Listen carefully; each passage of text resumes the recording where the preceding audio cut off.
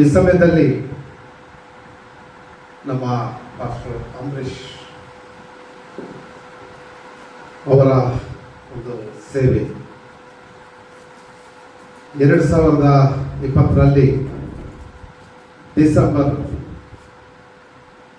7ನೇ ತಾರೀಕಿನಂದು ಅವರ ಒಂದು ಪರಿಚಿತ. ಅಲ್ಲಿವರೆಗೂ ನಾನು ಯಾರು ಅಂತ ಅವ್ರಿಗೆ ಗೊತ್ತಿಲ್ಲ, ಅವ್ರು ಯಾರು ಅಂತ ನನಗೆ ಗೊತ್ತಿಲ್ಲ. ಈಗಲೂ ನನ್ನ ಬಗ್ಗೆ ಅವ್ರಿಗೊಂದು ಸಹ ಸಂದೇಹ ಏನೇ ಇದೆ, ಅದು ನನ್ನ ವಾಕ್ಯದಲ್ಲಿ ಹೇಳ್ತಾನೆ. ನಾನು ಅದನ್ನು ತಿಳಿಸ್ತೀನಿ. ನನ್ನೆ ನಮ್ಮ ಪಾಸ್ಟರ್ ರೆಡ್ಡಿ ಅವರು ಕೇಳಿದ್ರು, ಅವ್ರು ಹೆಂಗೆ ಪರಿಚಯ ಆದರು ಅಂತೇಳಿ. ಜಾನ್ ಪಾಸ್ಟರ್ ಕೇಳಿದ್ರು, ಅಂಬರೀಷ್ ಪಾಸ್ಟರ್ ಹೆಂಗೆ ಪರಿಚಯ ಆದರು ಅಂದರೆ, ನಾಳೆ ಸಂದೇಶ ಕೊಡುವಂಥ ಸಂದರ್ಭದಲ್ಲಿ ನಾನು ವಿವರವಾಗಿ ಹೇಳ್ತೀನಿ. ಇದನ್ನೆಲ್ಲ ಅಲ್ಲಿವರೆಗೂ ಇದೊಂದು ಸಸ್ಪೆನ್ಸ್ ಆಗಿ ಇಡೋಣ ಅಂತೇಳಿ ಇಟ್ಕೊಂಡ್ಬಂದೆ. ದೇವರಿಗೆ ಸ್ತೋತ್ರವಾಗಲಿ. ಈ ಸಂದರ್ಭದಲ್ಲಿ ನಾವು ವಾಕ್ಯವನ್ನು ಓದಿಕೊಳ್ಳೋಣ. ಯಾಕೋಬನ ಪುಸ್ತಕ 1ನೇ ಅಧ್ಯಾಯ 12ನೇ ವಚನ.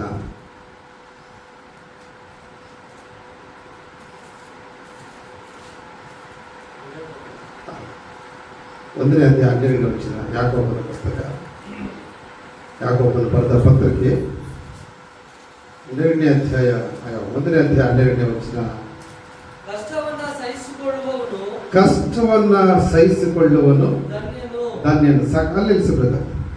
ಇಲ್ಲಿ ದೇವರ ವಾಕ್ಯ ಹೇಳುತ್ತದೆ, ಕಷ್ಟವನ್ನು ಸಹಿಸಿಕೊಳ್ಳುವನು ಧನ್ಯನು ಎಂಬುದಾಗಿ.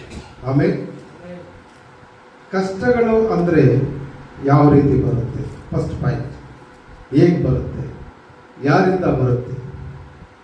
ಸ್ವಲ್ಪ ಹೊತ್ತು ನಾವು ಅದರ ಬಗ್ಗೆ ನಾವು ನೆನೆಸ್ಕೊಳ್ಳೋಣ. ಸೇವಕರೆಲ್ಲ ಇಲ್ಲಿದ್ದೀರಾ. ಕಷ್ಟಗಳು, ದೇವರ ವಾಕ್ಯ ಹೇಳುತ್ತದೆ, ಕಷ್ಟಗಳನ್ನು ಸಹಿಸಿಕೊಳ್ಳುವರು ಧನ್ಯರು ಅಂತೇಳಿ. ಯಾವ ರೀತಿ ಬರುತ್ತೆ ಕಷ್ಟಗಳು? ಹೇಳ್ತೀರಾ? ಕಷ್ಟಗಳು ಯಾವ ರೀತಿ ಬರುತ್ತೆ, ಯಾರಿಂದ ಬರುತ್ತೆ, ಹೇಗೆ ಬರುತ್ತೆ? ಹಲ್ಲೆಲೂಯಾ. ಹೇಳಿ. ನಾವೇ ನಮ್ಮ ಕೈಯಾರ ತಂದುಕೊಟ್ಟು. Very good fast. ಆಮೇಲೆ ಸತ್ಯವನ್ನು ಹೇಳುವಾಗ, ನಮ್ಮನ್ನು ವಿರೋಧ ಮಾಡುವಾಗ ಆ ಕಷ್ಟಗಳು ನಮಗೆ ಬರುತ್ತೆ. ಆಮೇಲೆ ನೀತಿವಂತರಿಗೆ ಕಷ್ಟಗಳು ಖಂಡಿತವಾಗಿ ಬರುತ್ತೆ. ಹಲ್ಲೆಲೂಯಾ. ಆಮೇಲೆ ಮತ್ತೊಂದು ಭಾಗವನ್ನು ಓದ್ಕೊಳ್ಳೋಣ. ಯೋಬನ ಪುಸ್ತಕ 36:15ನೇ ವಚನ. ಯೋಬನು 36ನೇ ಅಧ್ಯಾಯ 15ನೇ ವಚನ.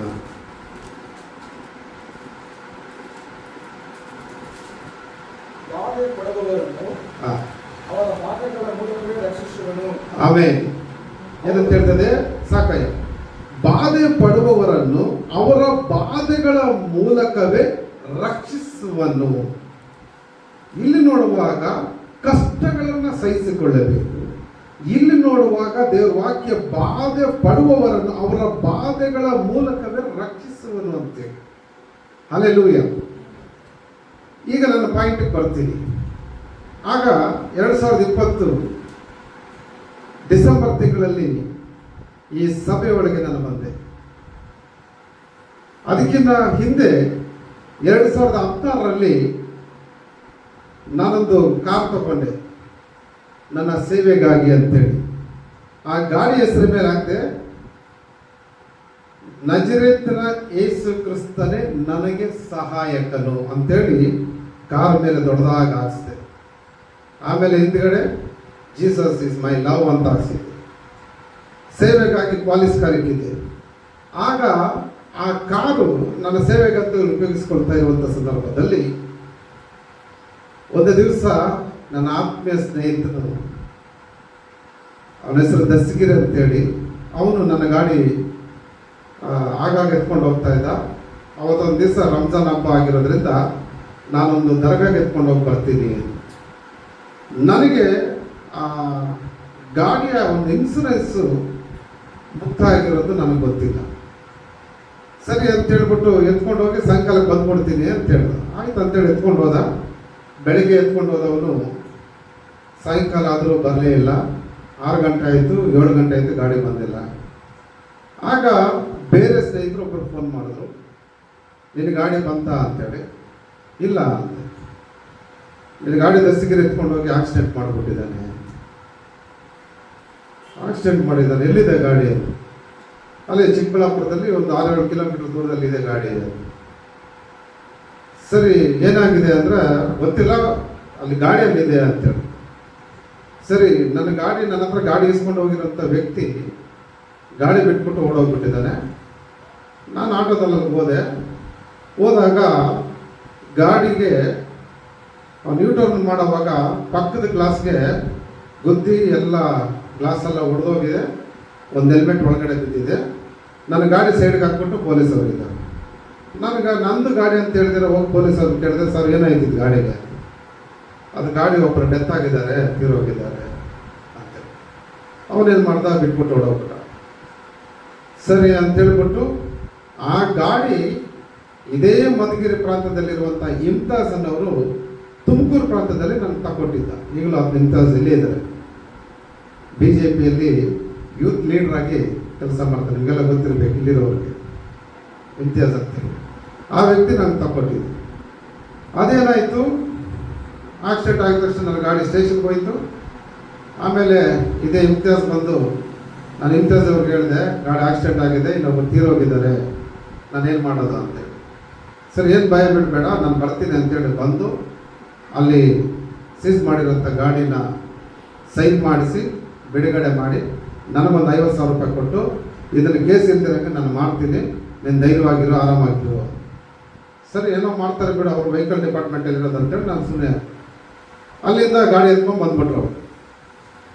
ಬೇಜಾರು ಮಾಡ್ಕೊಂಬೇಡಿ, ವಾಕ್ಯ ಹೇಳ್ತೀನಿ ಅಂಥೇಳಿ ಇವರು ನಡೆದಂಥ ಘಟನೆ ಹೇಳ್ತಾ ಇದ್ದಾರೆ ಅಂಥೇಳಿ. ಯಾಕಂದರೆ ನಾನು ಹೇಳಲೇಬೇಕು. ನಾನು ಹೇಳಿದ್ರೇ ಇಲ್ಲಿ ನನಗೆ ರಕ್ಷಣೆ. ನಾನು ಹೇಳ್ತಾ ಇದ್ರೆ ನಾನು ಇಲ್ಲಿ ಬಂದು ವ್ಯರ್ಥವಾಗುತ್ತೆ.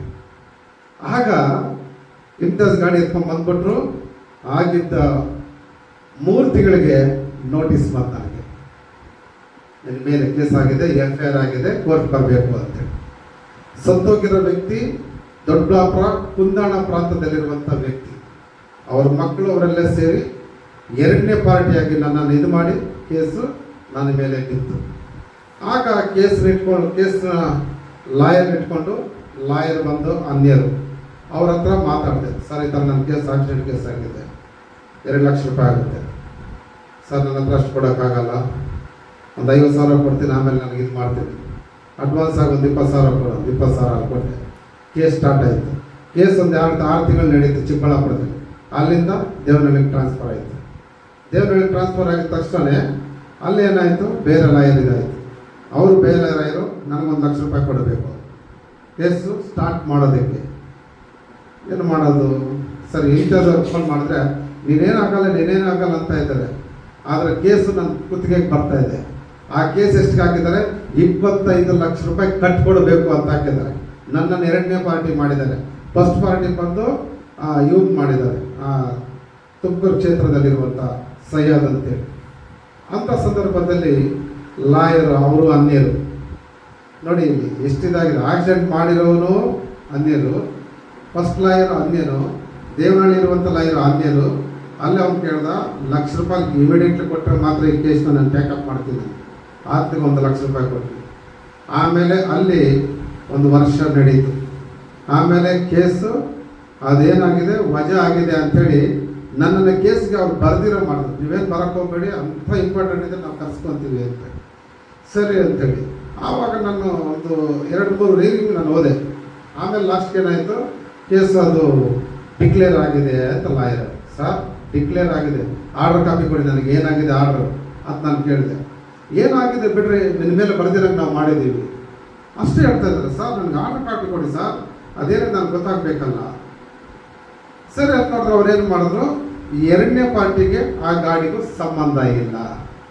ಇದು ಫಸ್ಟ್ ಪಾರ್ಟಿ ಸಯ್ಯದ್ ಅವರೇ ಮುಖ್ಯಸ್ಥರು, ಓನರ್ ಅವರೇ, ಅವ್ರ ಮೇಲೆನೇ ಹೋಗ್ಲಿ ಕೇಸು ಅಂತೇಳಿ ಡಿಕ್ಲೇರ್ ಮಾಡಿಬಿಟ್ಟು ನನಗೆ ಇದು ಮಾಡಿಬಿಟ್ಟು ಅಷ್ಟೇ. ಹಿಂಗೆ ಮಾಡಿದ್ದೀವಿ ಅಂತೇಳಿ. ಸರ್, ಅವ್ನು ಸಯ್ಯದ್ ಸುಮ್ಮನೆ ಇರ್ತಾನ, ಏನು ಮಾಡಲ್ಲ ಬಿಡ್ರಿ. ಅದಾಗಿದ ತಕ್ಷಣ 2020ರಲ್ಲಿ 6ನೇ ತಾರೀಕು ನಾನು ಹಳ್ಳಿ ಸೇವೆ ಮಾಡಿಕೊಂಡು ಕಂಪ್ನಿ ಸರ್ವಿಸ್ ಮುಗಿಸ್ಕೊಂಡು ಸಾಯಂಕಾಲ 5:30 ಬಂದೆ. 5:30 ಬಂದಿದ ತಕ್ಷಣ 4 ಜನ, 2 ಪೊಲೀಸವರು, 2 ನಮ್ಮ ಗಾಡಿ ಓನರು, ಅವ್ರ ಜೊತೆ ಇನ್ನೊಬ್ಬರು 4 ಜನ ಬಂದಿದ್ದಾರೆ. ಅವ್ರು ಬಂದು ನಮ್ಮ ಮನೆ ಹತ್ರ ಬೆಳಿಗ್ಗೆಯಿಂದ ಹುಡುಕಾಡಿದ ನನ್ನ ಅಡ್ರೆಸ್. ಯಾಕಂದರೆ ನನ್ನ ಗಾಡಿ ತಗೊಳ್ಳುವಾಗ ನನ್ನ ಆಧಾರ್ ಕಾರ್ಡ್ ಎಲ್ಲ ಕೊಟ್ಟಿದ್ದೆ. ಅದನ್ನು ಹುಡುಕಾಡ್ಕೊಂಡು ನಮ್ಮ ಮನೆ ಹತ್ರ ಬಂದು ಸಾಯಂಕಾಲ ಬಂದು ಪೊಲೀಸರು, ಸುರೇಶ್ ಬಾಬು ಅಂದರೆ ನೀನೇನಾ? ಹೌದು ಸರ್, ನಿನ್ನ ಮೇಲೆ ಕೇಸ್ ಇದೆ, FIR ಆಗಿದೆ, ತುಮಕೂರು ಬರಬೇಕು. ಸರ್ ಹಂಗೆಲ್ಲ ನಾನು ಬರೋಕ್ಕಾಗಲ್ಲ ಸರ್, ನಾನು ಲಾಯರ್ ಇಕ್ಕಿದ್ದೀನಿ. ಬರ್ತೀಯೋ ಇಲ್ಲ ಅಂತೇಳಿ ಫಸ್ಟ್ ನನ್ನ ಕತ್ ಮೇಲೆ ಕೈ ಹಾಕ್ದ, ಓಡೋಗ್ಬಿಡ್ತೀನಿ ಅಂತ. ನಮ್ಮ ಮನೆ ಹತ್ರ ನಮ್ಮ ಮಿಸ್ಸಸ್ ಭಯ ಬಿದ್ದುಬಿಟ್ರು. ಸರ್ ಯಾಕೆ ಸರ್ ಹಂಗೆ ಇಟ್ಕೊಂಡಿದ್ದೀರಾ?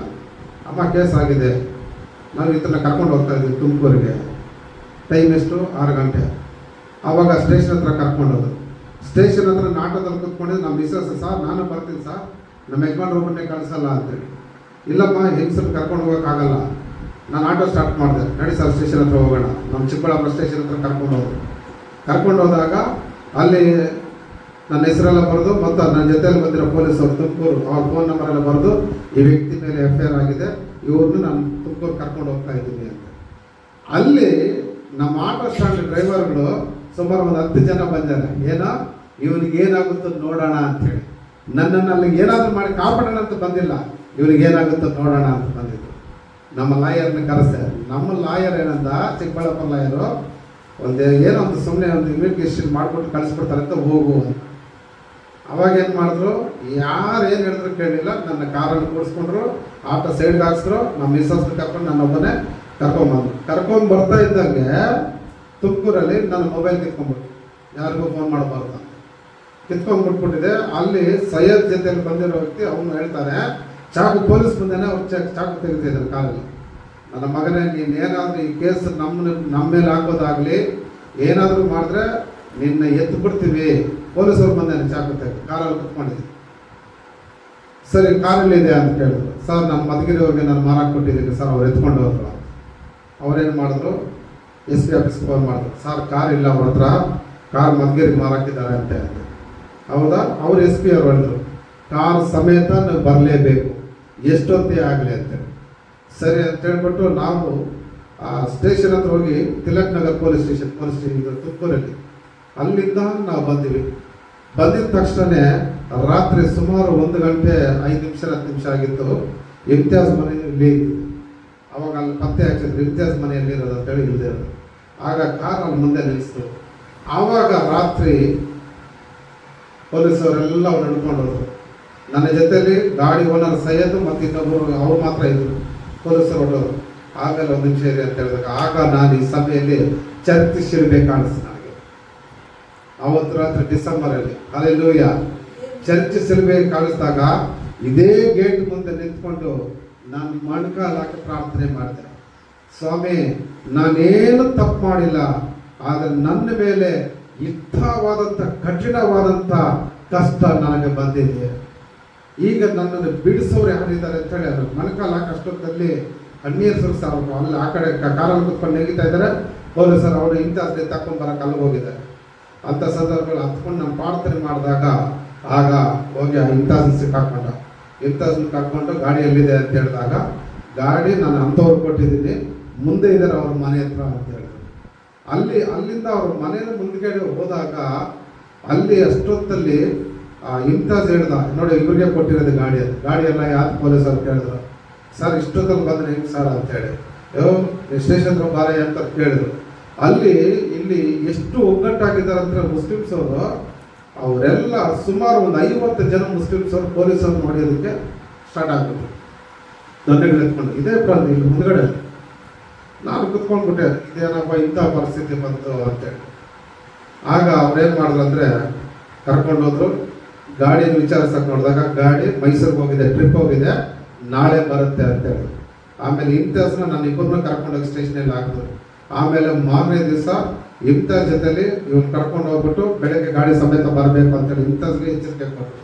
ಆಮೇಲೆ ಅವ್ರು ಕರ್ಕೊಂಡ್ಬಂದು ಅವ್ರ ಮನೆಯಲ್ಲಿ ಮಲಗೋದಕ್ಕೆ ಜಾಗನೇ ಇಲ್ಲ, ಬರೀ ಗಲೀಜು, ಬರೀ ಇಕ್ಕಟ್ಟಂಥ ಜಾಗದಲ್ಲಿ ಅವನ ಮೊಬೈಲ್ ಮಲಕೋ, ಬೆಳಗ್ಗೆ ನಾನು ಕರ್ಕೊಂಡು ಹೋಗ್ತೀನಿ ಅಂತ ಹೇಳ್ದ. ಸ್ಟೇಷನ್ ಹತ್ರ ಹೋಗ್ಬೇಕು, ಗಾಡಿ ಬೆಳಗ್ಗೆ ಬರುತ್ತೆ. ಅಂಥ ಸಂದರ್ಭದಲ್ಲಿ ರಾತ್ರಿ ಎಲ್ಲ ಹತ್ತಿರೋದಿಲ್ಲ. ಆಮೇಲೆ ಬೆಳಗ್ಗೆ ಅಣ್ಣ ಒಂದು ನಿಮಿಷ ಇರೋಣ ಅಂತೇಳಿ ಇಲ್ಲಿ ಬಂದಾಗ ಆವಾಗ ಅಂಬರೀಷ್ ಮಾಸ್ಟರ್ ನನಗೆ ಪರಿಚಯ ಆಗಿದೆ.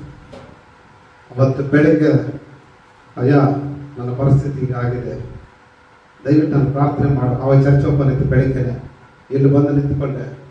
ಫಾಸ್ಟ್ ಅವರು ಅವನವರಿಬ್ಬರು ನಿಂತ್ಕೊಂಡ್ರು. ಅಯ್ಯ ನನ್ನ ಪರಿಸ್ಥಿತಿ ಹೀಗಾಗಿದೆ ಅಂತ ಹೇಳಿದಾಗ ಪ್ರಾರ್ಥನೆ ಮಾಡಿ, ನೀನು ಕಷ್ಟದಲ್ಲಿದೆಯಾ, ಒಂದಲ್ಲ ಒಂದು ದಿವಸ ನೀನು ಜಯ ಕಾಣ್ತೀಯ ಅಂತ ಒಂದು ಮಾತಾಡೋದು. ಅಲ್ಲೆಲ್ಲೂಯ್ಯ. ಆದರೆ ನಾನು ಸೇವಕನಾಗಿ ಇದೇ ಸ್ಥಳದಲ್ಲಿ ದೇವ್ರ ವಾಕ್ಯ ಹಚ್ಕೊಂತೀನಿ ಬರ್ತೀನಿ ಅಂತೇಳಿ ನನ್ನ ಕನಸಲ್ಲ ಅನ್ಕೊಂಡು. ಅಲ್ಲೆಲ್ಲೂಯ್ಯ. ಆದರೆ ದೇವ್ರ ವಾಕ್ಯ ಇರ್ತದೆ. ಅದೇ ಯೋಬನ ಪುಸ್ತಕದಲ್ಲಿ 5ನೇ ಅಧ್ಯಾಯ 17-18 ಒಂದು ವಾಕ್ಯ ಓದ್ಕೊಳ್ಳೋಣ. 5ನೇ ಅಧ್ಯಾಯ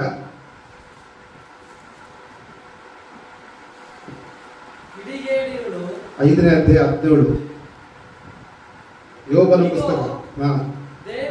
ಇಗೋ ದೇವರು ಯಾವನನ್ನು ಶಿಕ್ಷಿಸುವನು ಅವನು ಧನ್ಯನು, ಸರ್ವಶಕ್ತನ ದಂಡನೆಯನ್ನು ತಾತ್ಸಾರ ಮಾಡಬೇಡ, ಗಾಯ ಮಾಡುವವನು ಗಾಯ ಕಟ್ಟುವವನು ಆತನೇ, ಒಡೆಯ ಕೈಯೇ ವಾಸಿ ಮಾಡುತ್ತದೆ. ಹಲ್ಲೆಲೂಯಾ.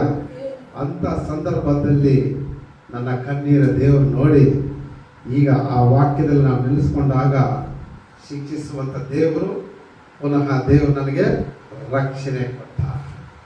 ಹಲ್ಲೆಲೂಯಾ. ಯಾರೂ ಇಲ್ಲ ನನ್ನ ಸಂದರ್ಭದಲ್ಲಿ. ಆಮೇನ್. ಎತ್ಕೊಂಡೋಗಿ 3 ದಿವಸ ನನ್ನ ಸ್ಟೇಷನಲ್ಲಿ ಹಾಕ್ಬಿಟ್ರು. ಯಾರಿಗಾದ್ರೂ ಮೊಬೈಲ್ ಫೋನ್ ಮಾಡೋಣ ಅಂದರೆ ಯಾರೂ ಇಲ್ಲ. ಆಗ ನಾನು ಒಂದು ದಿವಸ ನಾನು ನೋಡಿ ಇಷ್ಟು ಬುದ್ಧಿವಂತ ನನಗೆ ದೇವರು ಜ್ಞಾನ ಕೊಟ್ಟಿದ್ದಾರೆ ಅಂದರೆ, ನಾನು ಸಬ್ ಇನ್ಸ್ಪೆಕ್ಟರ್ ಫೋನ್ ನಂಬರು ನನ್ನ ಕ್ಯಾಲೆಂಡ್ರಲ್ಲಿ ಬರೆದಿದೆ. ಆ ಕ್ಯಾಲೆಂಡರ್ ಫೋನ್ ನಂಬರ್ ತಗೊಂಡು ನಮ್ಮ ಮಿಸ್ಸಸ್ಸು ನನ್ನ ಮಗನು ಅಷ್ಟೊತ್ತಲ್ಲಿ ಬಂದರು.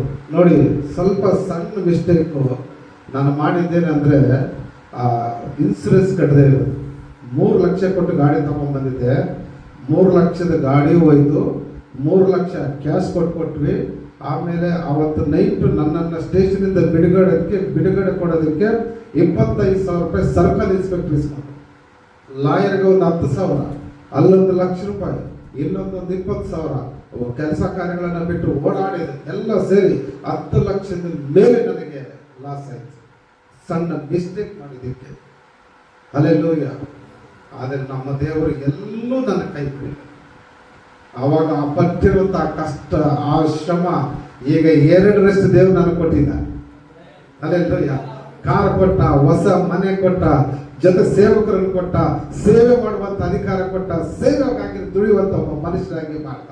ಆ ದಿನ ನಾನು ಅಲ್ಲಿ ಸೋತೋಗಿದ್ರೆ, ಈ ಸೇವೆಯನ್ನು ಬೇಡ, ದೇವರು ನಮ್ಮ ಜೊತೆಯಲ್ಲಿದ್ದರೆ ಈ ಥರ ಏನು ಕಷ್ಟ ಕೊಡ್ತಾ ಇದ್ದ ಒಂದು ನಿಮಿಷ ಆಲೋಚನೆ ಮಾಡಿದರೆ ಈ ದಿನ ನಾನು ಎಲ್ಲೋ ಇರ್ತಾ ಇದ್ದೆ. ಹಲ್ಲೆಲೂಯಾ. ನನ್ನ ದೇವರು ಮತ್ತು ನಮ್ಮ ಅಂಬರೀಷ್ ಮಾಸ್ಟರ್ ಮಾಡಿದಂಥ ಪ್ರಾರ್ಥನೆ ನನಗೆ ಧೈರ್ಯ ತುಂಬಿತು. ನಾನು ಸೋತು ಹೋಗಬಾರ್ದು. ಈ ಕಷ್ಟಗಳನ್ನು ನಾನು ಸಹಿಸ್ಕೊಳ್ಬೇಕು. ಅದಕ್ಕೆ ಯೋಗನ ಪುಸ್ತಕ ಹೇಳುತ್ತದೆ, ಕಷ್ಟಗಳನ್ನು ಸಹಿಸ್ಕೊಳ್ರಿ, ಆಮೇಲೆ ನಾನು ನಿಮಗೆ ಜೀವಮ ಜಯಮಾಲೆ ಕೊಡ್ತೀನಿ. ಆ ಜೀವಮ ಜಯಮಾಲೆ ನಾನು ಇವಾಗ ಅನುಭವಿಸ್ತಾ ಇದ್ದೀನಿ. ಹಲ್ಲೆಲೂಯಾ. ಕೊನೆಯ ವಚನ ಓದ್ಕೊಳ್ಳೋ 1 ಕೊರಿಂಥ ಪುಸ್ತಕ 15ನೇ ಅಧ್ಯಾಯ 58ನೇ ವಚನ.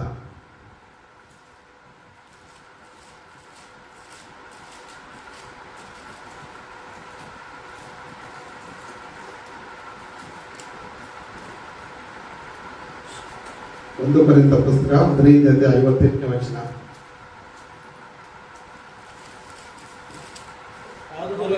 ಆದುದರಿಂದ ನನ್ನ ಪ್ರಿಯ ಸಹೋದರರೇ, ಸ್ಥಿರಚಿತ್ತರಾಗಿಯೂ ನಿಷ್ಫಲರಾಗಿಯೂ ಇರ್ರಿ.